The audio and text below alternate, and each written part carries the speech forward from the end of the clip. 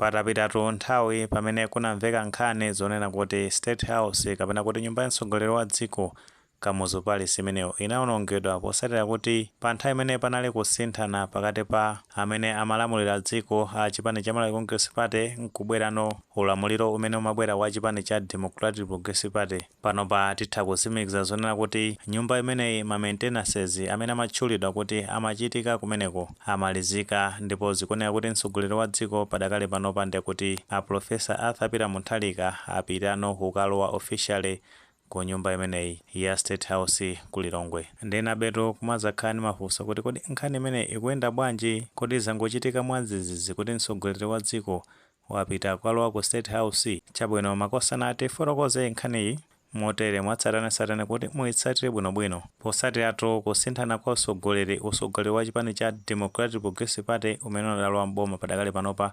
nkuzatuluka ndi kuti utsogoleri wa chipani cha Malawi Congress Party. Pa nthawi imene anthu amasamuka ku State House kunamveka nkhani zonena kuti ku State House kunawonongedwa. Nkhani zimenezo zimazatuluka ndi kuti panali pa 7 Oktoba panepo chaka chino cha 2025. Ndenotu posatira zimenezi kunali nkhani zambiri zimene zimamveka a chipani cha Malawi Congress Party amakana kuti china chilichonse anasiya chili bwinobwino kumeneku, mpakana a Jesse Kabwera amene amayankhulira chipani chimene cha Malawi Congress Party anakanisisa kuti china chilichonse anapanga handover, panalibe damage ina iliyonse imene achitika kumene. Zimene amanenazo sizoona, ndipo zimene anenazo zaononga dzina la Chakwera ndipo ndi dzina la chipani. Ine monga woyankhulira chipani nkhani imene ndabwerera pano cha Malawi Congress Party tikuti State House tinaisiya munjira ya bwinobwino. Ngati wina wapita ndikukachola ife titachoka, izo ndi zina. Zifukwa zake ndizi. Mukaziona zithunzi zimene amayika pamene paja. Zithunzi zinazi zoti tiuchitozipeza kuti zinagwiritsidwa ntchito munkhani zina. Kutanthauza kuti panapangidwa kaamati ma Photoshop kaamati koma zimanenedwazo sizoona.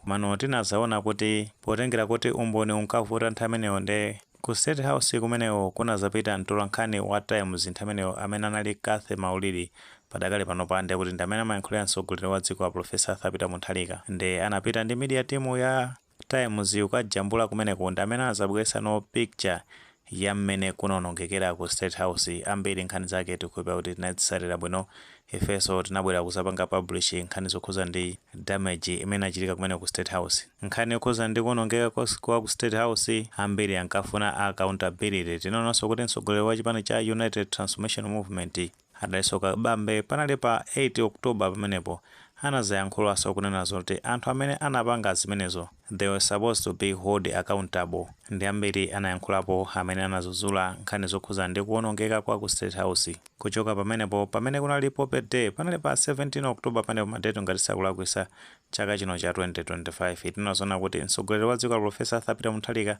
anazanena kuti ntchito zake azigwirira ku nyumba kwake ku Mangochi kumeneko, mpakana ndi kuti nyumba ya bomayi imene ili State House itakonzedwa ponena kuti nyumba imeneyi inawonongedwa kwambiri. Makamaka nyumba za ma servants anthu ogwira ntchito ku State House iwo zinawonongedwa kwambiri. Ambiriso zithunzi zake tinaziona, zina mwa zithunzi zake ndi zimene mukuziona pa skini panopo. Kuchoka pamenepo ndi moja kumazamveka nkhani zokhuza ndi agalo kuti agalo ku State House anabedwa chani, amene amanenedwa kuti anaba a Godfrey Jalale. Zimenenso ena amazasimikiza zonena kuti makosana amenewo a chipani cha Malawi Congress Party makamaka amene amagwira ntchito kumeneko anawononga zinthu zambiri ku State House. Paja zinkamveka kuti kunali kukosa nyama zimene zimawetedwa kumeneko chani zambiri zinasowa mu nthawi imeneyo. Potengera ndi mmene amapangira ripoti amene anapita kumeneko kukapanga asesi. Kuchoka pamenepo ndekutino pamene aphungu a nyumba ya malamulo amachita mkumano wawo kumene kunali media budget review, anduna zachuma kumeneko a Joseph Mwanamveka anazabweretsa ndondomeko ya zachuma pamene amazadusisa ndondomeko imeneyo panali pa 21 November panepo chaka cha 2025. Ndi anduna amenewo ankanena zona kuti pa ndalama zimene zinapangidwa allocated ku nyumba ya mtsogoleri wa dziko pa budget imene aliko ya 2025-2026 imene azapangidwa mu ulamuliro wa chipani cha Malawi Congress Party. Imenenso ponena andunawo ankanena zoti makosana a chipani cha Malawi Congress Party ndi kuti mtsogoleri amene ku State House anapanga exhaust kapena kuti anamaliza ndalama yonse imene anapanga allocate nkuyambaso kubwereka ndalama zina, komano ndalama zimenezo anagwiritsa ntchito kwa miyezi yokwana 6. Ndiye ankanena zonena kuti potengera kuti ku State House kunawonongedwa pamene yakuti awonjezere ndalama zina zokwana 20 billion. Ndalama zino cholinga chake amafunano apange ma maintenances a nyumba komanso zinthu zina zomwe zinawonongeka kumene ku State House. Kuchoka pamenepo tinaona zoti ndondomeko ya zachuma imeneyo inadusa, tikupita kuti ndi kuti mwina kunachitika ma maintenances, ngakhale kuti sanabwere kuzafotokozera ku mtundu wa Malawi kuti ma maintenances akuchitika, komano tingokhulupirira kuti zimenezo zinachitika. Ndi ambiri mukatsatira bwino kuti mtsogoleri wa dziko pakatipa anasunthapo kupita ku dziko la South Africa, kumene akuti anapita ku ulendo oziwa yekha kapena kuti private trip. Paja anazanyamuka pa 1 December 2025, ndi anakhala kumeneko anapeza zoti wabwerera kubweratu ku Malawi panali pa 15 December 2025 lomwe ndi Monday lapitali. Ndeno posatira kubwera kwa mtsogoleri wa dzikoyi paja anakafikira ku Bagiri Muluzi International Airport. Kuchoka pamenepo ndeko tino anakafikira no ku Sanjika, nyumba ya bomu imene yakusanjika. Ndeti akhalako masiku amenewa kuchoka ndekuti Monday limenelo kuzafika no Friday. Ndekuti tonoti Friday ndi pamene zoti anyamuka no kuchoka kumene ku Blantyre kubwera no ku Lilongwe. Pano ndeti pali confirmation kuna zoti mtsogoleri wa dziko Professor Thabita Mutharika ndekuti no akalowa no nyumba ya ku State House ku Lilongwe, nyumba ya mtsogoleri wa dziko. Ndipo amene amayankhulira mtsogoleri ameneyo Akathe Maulidi asimikiza zimene zikuti mtsogoleri wa dziko padakali panopa ndoti wakalowa ku State House.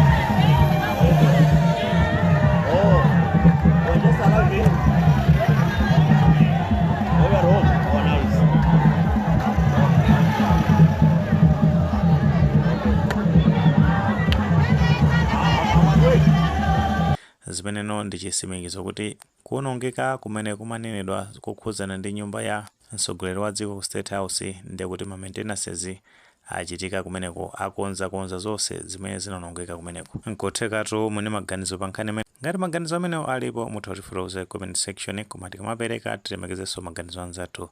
Musaiwale kupanga like video imene komanso panga subscribe channel imene cha Fox Malawi News 18 ndi chingoti nkhani zambiri zikamachitika ndoti zitha kufikirani mosavuta.